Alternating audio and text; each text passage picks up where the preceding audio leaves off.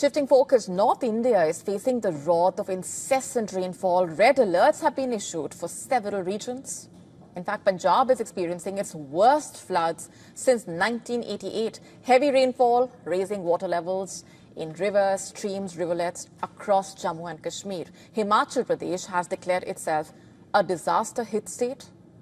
My colleague Rahisha Sehgal getting you all the details. So as monsoon fury continues in India, the northern region of the country remains badly hit. Incessant rainfall has lashed several parts of Jammu and Kashmir. Now, with the Indian Weather Agency also issuing red and orange alerts across the region. The water level in River Jhelum and other areas has crossed the danger mark of 21 feet. Tavi and Chenab rivers are also flowing above the danger mark. Officials have further warned the situation may worsen and people are now urged to stay away from water bodies. Dal Lake dwellers and houseboat owners are also now being advised to perhaps take all required precautions and measures at this point of time. Cloudburst, road closure, train halts, school shutdowns, overflowing rivers and submerged villages have brought life to a standstill across Jammu and Kashmir in the past few days. Connectivity is hampered as major highways remain shut amid heavy rainfall.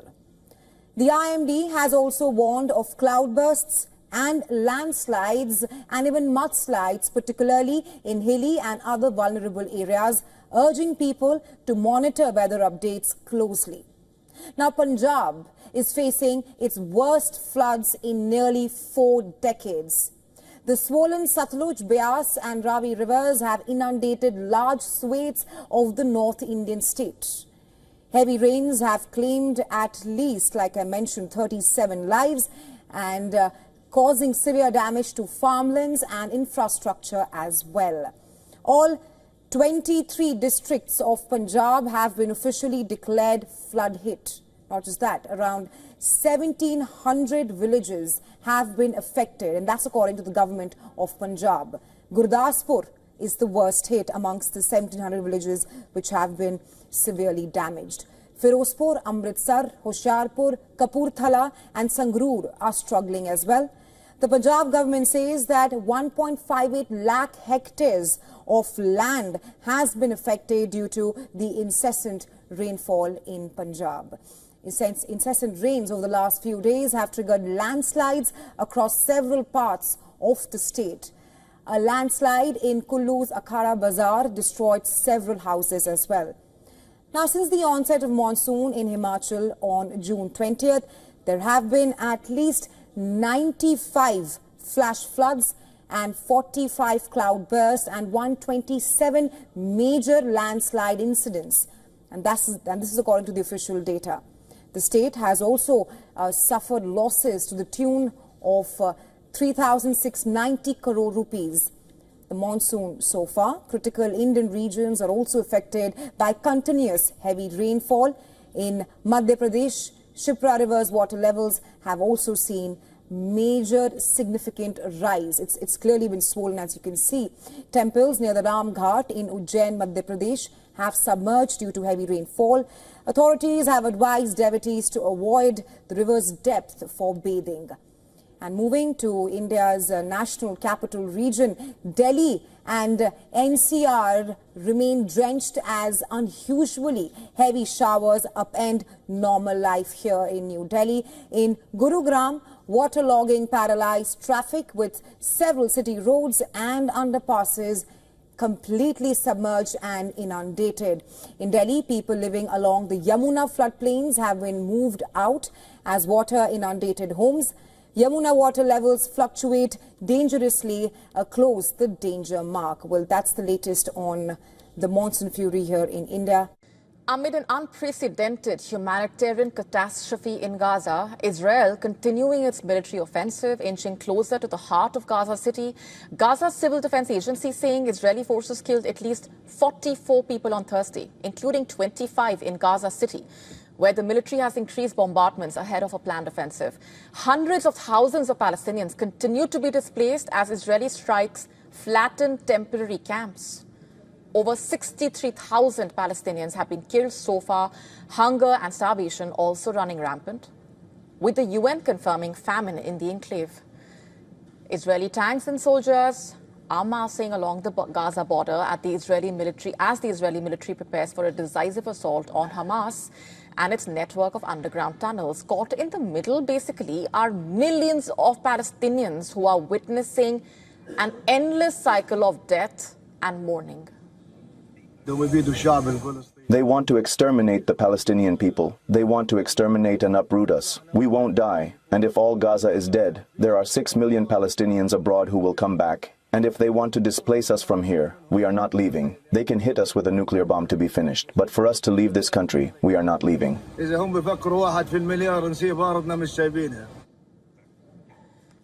And pressure is mounting on the Israeli Prime Minister. Meanwhile, thousands of Israelis held a protest rally outside the Prime Minister's residence. Scuffles broke out between the protesters and the police as demonstrators called on Netanyahu to end the war in Gaza.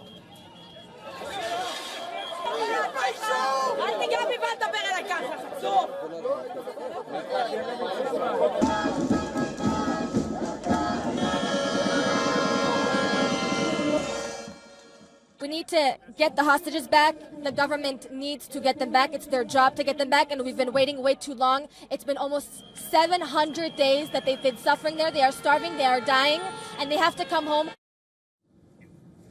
But Netanyahu has vowed to keep pushing ahead in Gaza. Israeli leaders, including the defense minister, have warned Hamas to either accept Israel's conditions to end the war or see Gaza City become like Rafah.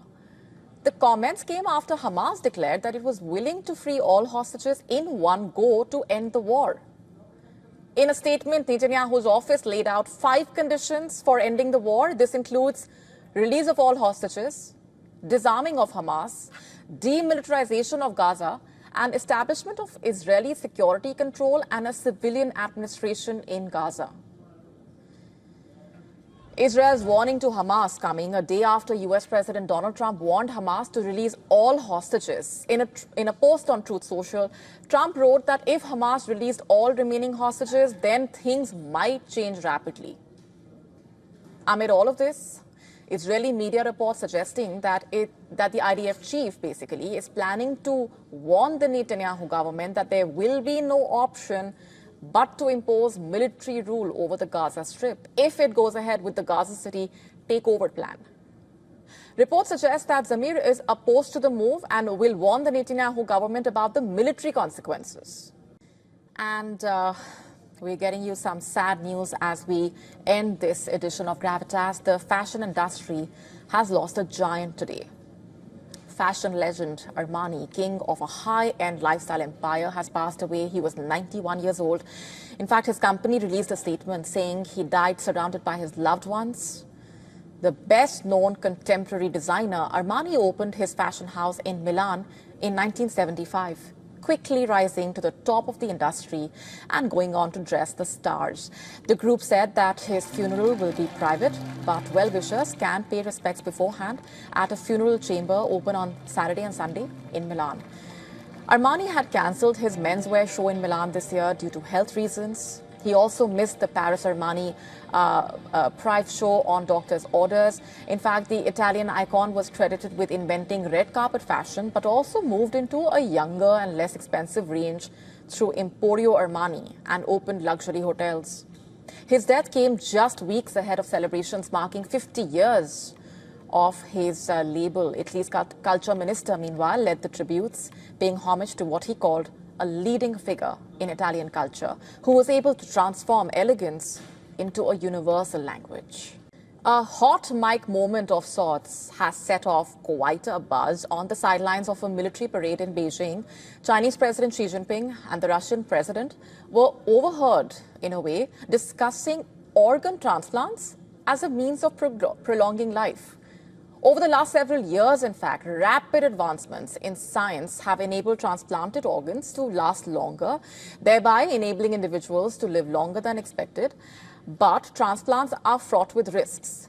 And currently, people who get a new organ take strong anti-rejection drugs called immunosuppressants for life.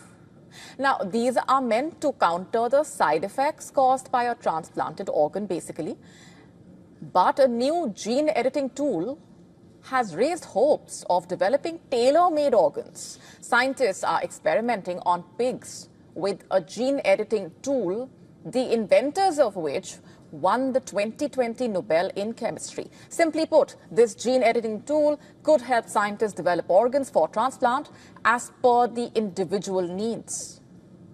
And these rejection-free organs, in a way, promise to make transplanted organs more compatible, thereby extending human life. Another avenue being explored is growing brand new organs using human cells, particularly stem cells, which have the ability to grow into any type of cell or tissue found in the body. Now, if these experiments succeed, it may not be long before multiple organ transplants take human life expectancy to above 100 or even 150 years for that matter. UK parliamentary authorities have launched a probe after a mobile phone was reportedly hidden in the House of Commons to make sex noises during Prime Minister Keir Starmer's questioning. As per the Times report, the report said the phone was planted near the front bench and was intended to go off as Keir Starmer faced Kemi Badenoch in the Commons. The phone placement reportedly was part of a prank, and it was due to play a sexually explicit audio recording. The phone was found during a routine sweep before the Prime Minister's questions on Wednesday, reportedly. The visuals of the phone being planted have not surfaced as of now, and the incident pointing towards a major breach of parliamentary security at the same time. It is one of the biggest attempted breaches after the one witnessed in 2019, where a group of semi-naked climate change protesters interrupted a House of Commons Brexit debate and glued their hands to the glass of the public gallery. To stay up to speed with the latest news, download the WION app and subscribe to our YouTube channel.